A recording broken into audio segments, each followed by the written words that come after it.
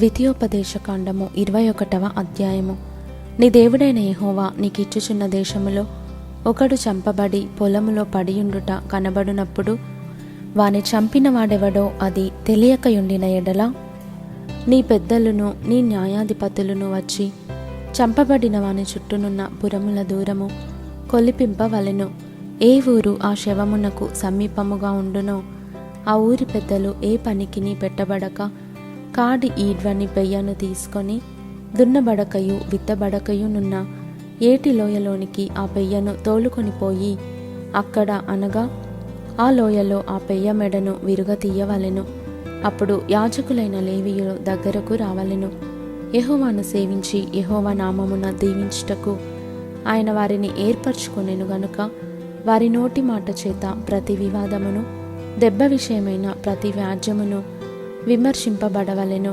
అప్పుడు ఆ శవమునకు సమీపమందున్న ఆ ఊరి పెద్దలందరూ ఆ ఏటి లోయలో మెడ విరుగతీయబడిన ఆ పెయ్యపైని తమ చేతులు కడుగుకొని, మా చేతులు ఈ రక్తమును చిందింపలేదు, మా కన్నులు ఇది చూడలేదు.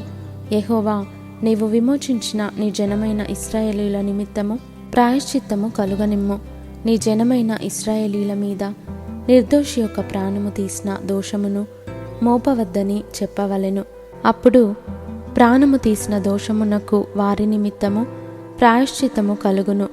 అట్లు నీవు యెహోవా దృష్టికి యథార్థమైనది చేయునప్పుడు నీ మధ్య నుండి నిర్దోషి యొక్క ప్రాణము విషయమైన దోషమును పరిహరించెదవు.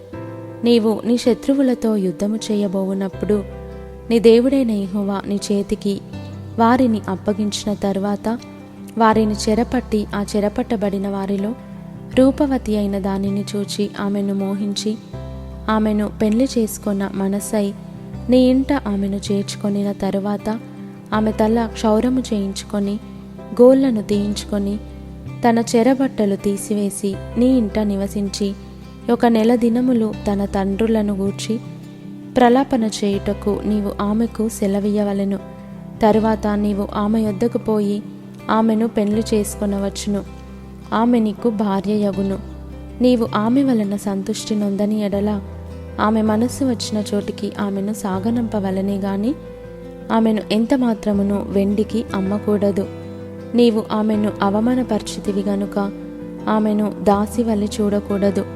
ప్రేమింపబడునదొకతయు ద్వేషింపబడునదొకతయు 2 భార్యలు ఒక పురుషునికి కలిగి ఉండి ప్రేమింపబడినదియు ద్వేషింపబడినదియు వాని వలన బిడ్డలు కని జ్యేష్ఠ కుమారుడు ద్వేషింపబడిన దాని కొడుకైన ఎడల తండ్రి తనకు కలిగిన దానిని తన కుమారులకు స్వాస్థ్యముగా ఇచ్చినాడు.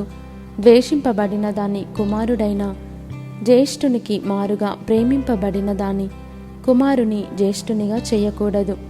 ద్వేషింపబడిన దాని కుమారునికి తండ్రి తన ఆస్తి అంతటిలో రెట్టింపు భాగమిచ్చి వానినే జ్యేష్ఠునిగా ఎంచవలెను.